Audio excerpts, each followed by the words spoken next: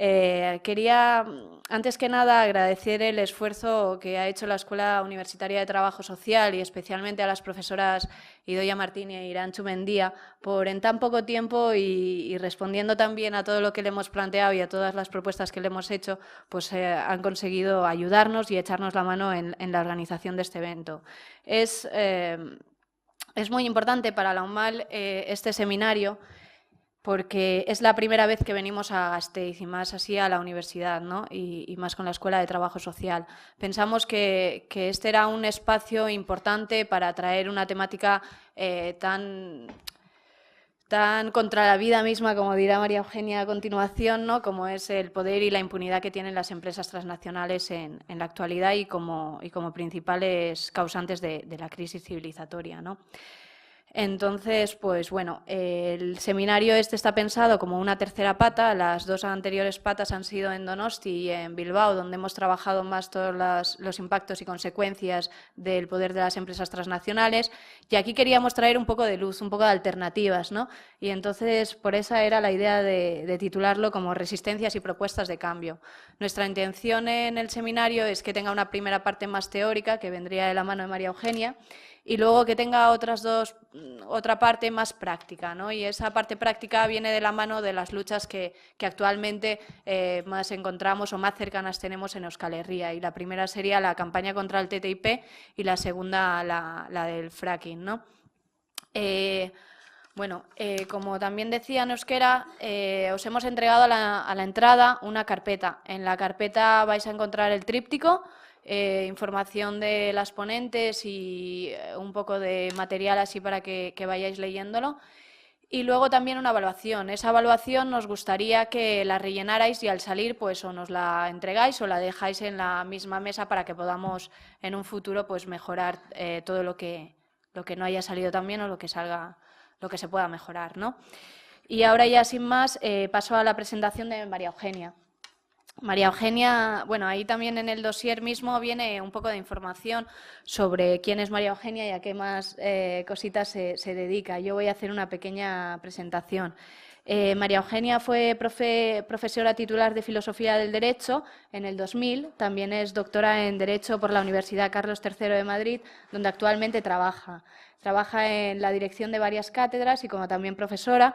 Y bueno, de todas estas, destacar que es la directora del laboratorio Norberto Bobbio de Igualdad y No Discriminación en el Instituto de Derechos Humanos Bartolomé de las Casas, que tiene la Universidad San Carlos de Madrid. Carlos III de Madrid, perdona. Entre los temas que más ha trabajado y que trabaja sería pues, el destacar el de los intereses colectivos, el de los bienes comunes, el de la sostenibilidad y el de crecimiento.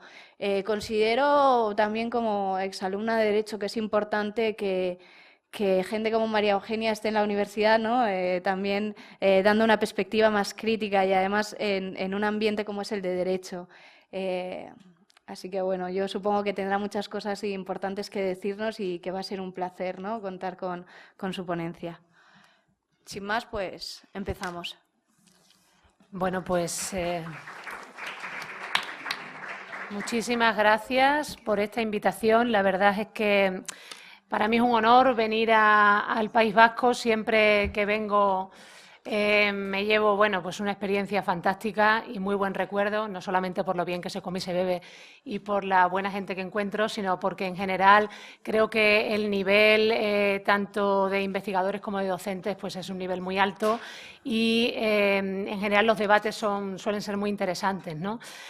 No me he enterado de mucho, por no decir de nada, de lo que ha contado, pero bueno, le presupongo buena fe, creo, ¿no? Has hablado bien de mí y de nuestro curso. Y bueno, me encantaría poder decir algunas palabras en euskera, pero la verdad es que no sé ninguna. Y si dijera alguna, pues seguramente diría alguna barbaridad. Así que, pero bueno, para la próxima sí que voy a hacer un poco de esfuerzo, como el que ha hecho Bea, que la verdad que me ha parecido bastante loable, ¿no? Porque me parece una lengua tan difícil. Bueno, en fin, yo os voy a contar una película, en realidad una película que yo creo que es una película muy bonita, en la que vamos a ver cómo hay una nueva forma que no es tan nueva, una forma de entender la vida, una cosmovisión, un punto de vista, una manera de vivir, que es completamente alternativa a la manera de vivir en la que nosotros, digamos, nos hemos educado, en la que se ha educado Occidente, al menos desde la Ilustración en adelante. Y es una manera de vivir que digo que es alternativa y que digo que es nueva, aunque también digo que es relativamente nueva.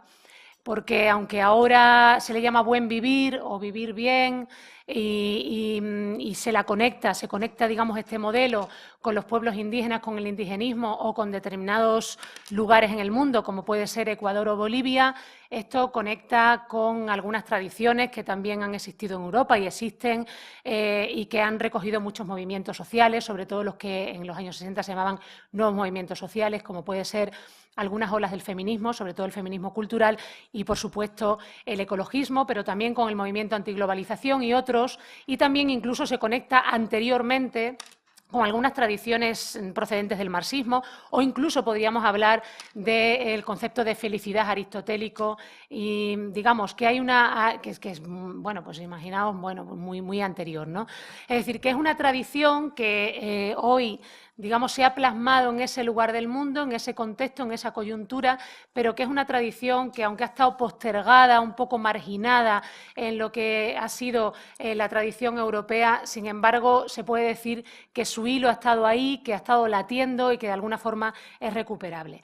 Yo tengo aquí un PowerPoint que es infinito, yo tengo esa mala costumbre de hacer PowerPoint infinitos como si me fuera a quedar aquí 3 o 4 días, pero no temáis porque me dan 40 o 45 minutos, hablaré eso, lo que me dé tiempo a contar lo contaré, lo que no. Lo interesante es que salgan una serie de temas y que después podamos hablar sobre eso. También vais a ver que hay algunos palabras, ¿no?, en el PowerPoint, porque, bueno, yo soy filósofa del derecho, trabajo en filosofía política y, bueno, pues el aporte, digamos, que hago desde esta plataforma, pues a veces tiene esta forma, adquiere esa forma, esos términos un poco extraños, pero también los voy a explicar, o sea, que no os asustéis cuando leáis ontologías relacionales y cosas así, porque eso se puede después traducir al lenguaje común y se entiende perfectamente, porque al fin y al cabo esta tradición es una tradición de la gente, es una tradición de pueblos indígenas, es una tradición, digamos, que se vive en las calles de muchos lugares y, por tanto, es traducible al lenguaje de la gente y al lenguaje común. Empezaremos hablando de qué es esto de la filosofía del buen vivir, ¿verdad? Porque aquí, ¿qué es esto de la filosofía del buen vivir o del vivir bien? ¿Qué es esta película, digamos, que no va en la línea de lo que nosotros, digamos, estamos acostumbrados a vivir o de la manera en que nosotros estamos acostumbrados a ver el mundo? La filosofía del buen vivir o del vivir bien es una alternativa al desarrollo, pongo ahí, de corte postdesarrollista. ¿Esto qué significa? Que vivir bien, el buen vivir, no tiene que ver necesariamente con el bienestar, ni siquiera con el vivir con menos, que es el suficientarismo que ha defendido muchas veces el ecologismo. Es decir, no tiene que ver con la idea del desarrollo económico o del crecimiento, que es la idea con la que nosotros identificamos el bienestar o el vivir bien. Cuando nosotros decimos vivir bien, hablamos, ¿no?, de países en los que ha habido un determinado nivel de desarrollo económico o donde el PIB, el Producto Interior Bruto, es alto y, por tanto, hay un alto nivel de crecimiento. Sin embargo, cuando en este contexto o desde esta perspectiva hablamos del buen vivir o del vivir bien, no hablamos de desarrollo en estos términos, hablamos precisamente de otra cosa. Hablamos de reformular el Estado social tal como nosotros lo hemos concebido. Nosotros, el Estado social que tenemos es un Estado productivista, es decir, capitalista. Pongo ahí también patriarcal y después explicaré por qué. ¿Esto qué significa? El Estado social que nosotros tenemos, que es de origen keynesiano, establece que las políticas sociales se tienen que orientar fundamentalmente a incrementar el consumo. Es decir, que las políticas sociales, en contra de lo que mucha gente piensa, tal como se configura desde el modelo del Estado social, no están orientadas a la satisfacción de necesidades básicas, sino más bien a incrementar la capacidad de consumo de la gente. Es decir, el Estado social, su orientación es que la gente tenga más capacidad de consumo para que puedan consumir más y, por tanto, se pueda producir más. Por tanto, el Estado social es fundamentalmente capitalista en el sentido en que es productivista. Lo que quiere es producir lo máximo posible en el menor espacio de tiempo posible y asumiendo los menores costes posibles. Es decir que, como digo ahí, las políticas sociales son subsidiarias del sistema productivo porque están orientadas al consumo, a la producción y a un crecimiento sin límites. Es decir, a un crecimiento que no reconoce que hay límites estructurales, que pueden ser: no podemos producir todo lo que queremos producir. Esto podría ser un límite a la producción. No podemos excretar residuos al ritmo al que los excretamos porque no podemos absorber esos residuos, un límite, digamos, a la posibilidad de excretar residuos o incluso un límite de carga. No podemos reproducirnos de una manera indefinida, de modo que lleguemos a ser pues 9.000 o muchos más millones de personas, ¿no? Es decir, que hay, esto es una aportación muy clara del ecologismo, hay límites estructurales al crecimiento, no podemos, un crecimiento infinito es imposible en un planeta finito, pero el sistema productivo que nosotros tenemos, el sistema capitalista, no reconoce estos límites al crecimiento. Lo pongo ahí un poco explicado, que me puedo detener más o menos, ¿no? En este sistema lo que se produce es un mercado de la insatisfacción. Se identifican necesidades con deseos, de modo que todos aquellos que deseamos creemos que es una necesidad además imperiosa y, por tanto, que necesita ser satisfecha de manera inmediata. Evidentemente, al sistema lo que le interesa es que nosotros estemos en esta actitud de ansiedad que necesita continuamente, pues, consumir o identificar necesidades y deseos, ¿no? Esto es uno de los puntos esenciales de este sistema productivista. Por otra parte, la sacralización del presente, ¿no? En plan de para mañana es tarde, no más vale pájaro en mano que ciento volando, es decir, que básicamente si puedes consumir lo máximo y además ahora, mucho mejor. Es decir, no dejes para mañana lo que puedas hacer hoy y, por tanto, se trata de consumir mucho, de consumir ahora y de consumir a gran velocidad. Es decir, que estoy un poco describiendo en qué consiste el sistema productivista, que es básicamente el sistema capitalista. Se excluye la demanda no solvente, es decir, que todos aquellos que no tienen capacidad de consumo no le interesan al sistema, como pueden ser los pobres de necesidad, los animales, por ejemplo, que son seres, digamos, no son seres humanos, pero son seres a los que deberíamos considerar, digamos, como relevantes, al menos desde el punto de vista moral y político, y las generaciones futuras, por supuesto, están completamente descontadas, ¿no? Y además se externalizan los costes, es decir, que todo lo que me cuesta a mí tener este nivel de consumo no lo pago, sino que intento que lo paguen o las generaciones futuras o bien que lo paguen en otros lugares. Esto es lo típico, por ejemplo, de las multinacionales, ¿no? Es decir, bueno, ¿cómo consigo ir a Zara, comprar un jersey por 5 euros y que resulta que comprar un jersey me resulta más barato que ir a una costurera a que me arregle el jersey? ¿Cómo puede ser que el bien, digamos, cueste menos, que el servicio? Es decir, que esto nos pasa todos los días, ¿no? Bueno, cómprese un ordenador porque le va a costar a usted menos comprar un ordenador que arreglar el ordenador. Es decir, esto pasa por algo, pasa porque ese ordenador, ese jersey, se produce, digamos, a costes muy bajos. Y esto significa que nuestra capacidad de consumo, nuestro nivel de vida, nuestro vivir bien, se asienta básicamente en la explotación de otros que, evidentemente, viven peor. Por tanto, el sistema productivista que nosotros tenemos es, además, un sistema colonialista y, además, un sistema, por decir, explotador de otros, que evidentemente son los que están cobrando muy poco para producir ese bien, de modo que la suma de la producción, el traslado, más la ganancia de la empresa, pues a nosotros nos siga resultando barato. Es decir, esto es lo que quiero decir cuando digo que los costes están externalizados. Y finalmente se descuenta, por supuesto, todo el trabajo que supone la reproducción de la vida o la sostenibilidad de la vida, es decir, todo el trabajo que básicamente hacen las mujeres, es decir, el trabajo del cuidado. Todo el trabajo del cuidado está completamente descontado en este sistema productivo o en este sistema capitalista, es decir, el cuidado no se considera. Y cuando hablo de cuidado no hablo solamente de tarea doméstica, es decir, de lavar platos o fregar o planchar, hablo del cuidado en términos afectivos. Después vamos a ver qué interés tiene esto a lo que se llaman bienes relacionales y por qué estos bienes relacionales son extraños al mercado y de alguna forma están completamente expulsados, digamos, del sistema productivo. Es decir, esto lo decía muy claramente el feminismo socialista, ¿no? Las que llamaban las teorías del doble sistema. Las mujeres están sometidas al sistema patriarcal, es decir, al machismo, a la misoginia, al dominio del varón, pero además están explotadas por el sistema capitalista porque no se reconoce su aporte, digamos, a nuestra sociedad. Que, repito, no hablo solo de tarea doméstica, sino que hablo sobre todo y fundamentalmente de tarea de cuidado, es decir, de afectos. Esto es algo que queda por completo descontado. Reformular el Estado social productivista, por tanto, significa que nosotros ya estamos, cuando hablamos del buen vivir, ya estamos en otro paradigma, que no es este paradigma productivista, consumista y explotador. Y no estamos tampoco en el paradigma del llamado neodesarrollismo, que desgraciadamente es el que se ha venido finalmente desarrollando en Ecuador y Bolivia con lo que se llaman las políticas para el buen vivir. Es decir, a pesar de que esta idea del buen vivir o este paradigma es un paradigma muy benévolo, que además se ha plasmado en las constituciones tanto de Ecuador como de Bolivia, sin embargo, después la puesta en práctica de este paradigma en estos países pues está dejando mucho que desear, al punto que se le ha empezado ya a llamar de otras maneras: socialismo comunitario, socialismo del Sumac Kausai.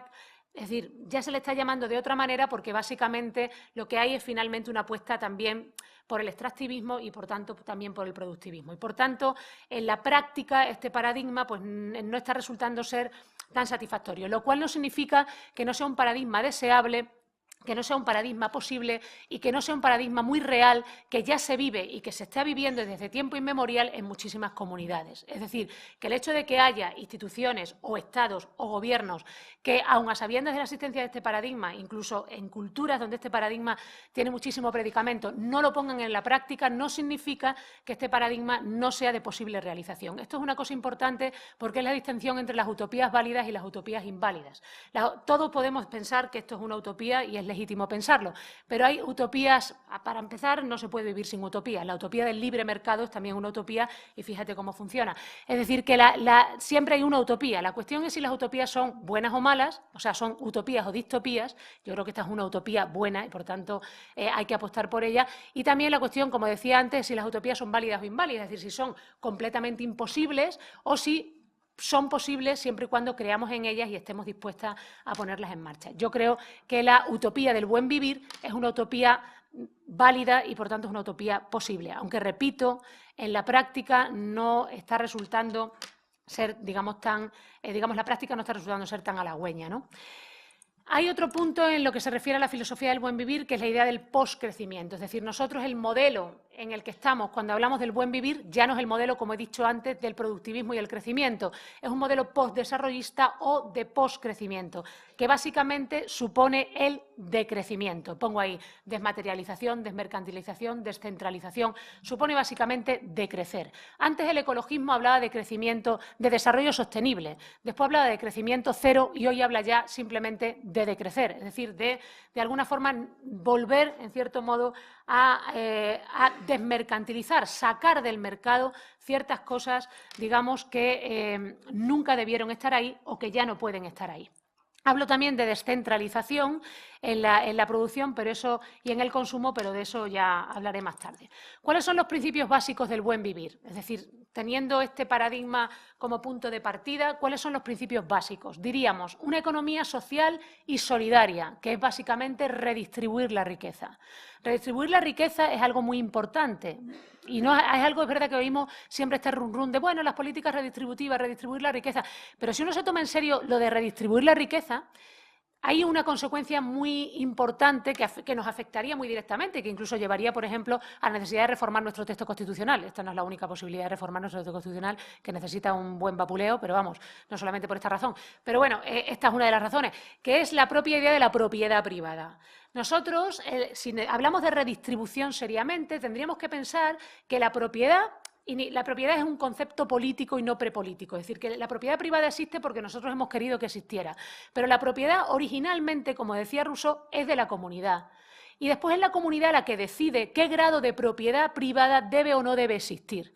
Por lo tanto, lo que tenemos aquí es que invertir de alguna forma la idea que tenemos de la propiedad privada. Nosotros hemos heredado una idea de la propiedad privada que es completamente neoliberal, ¿no? La idea de que el inicio es el individuo. Si vosotros acordáis o pensáis en las teorías del contrato social, las teorías ilustradas de los filósofos del siglo XVIII, bueno, pues cuando hablaban del estado de naturaleza, en el estado de naturaleza lo que existía era el hombre, el individuo, ¿no? Y el individuo, después, bueno, como había una posible guerra de todos contra todos y el hombre iba a ser un lobo para el hombre, entonces creamos la comunidad. La comunidad es subsidiaria del individuo, existe después del individuo. El individualismo, por tanto, es la base y lo más importante. Y la propiedad individual es lo más importante. De hecho, la idea de Locke, por ejemplo, de la propiedad individual, de esa idea, de esa defensa absoluta de la propiedad individual, se derivan después determinadas concepciones de los derechos humanos, como por ejemplo las libertades de todo tipo que tenemos, lo que llamamos derechos civiles, todos se derivan de una concepción lockeana de Locke de la propiedad privada. Pues bueno, ahora en esta concepción del buen vivir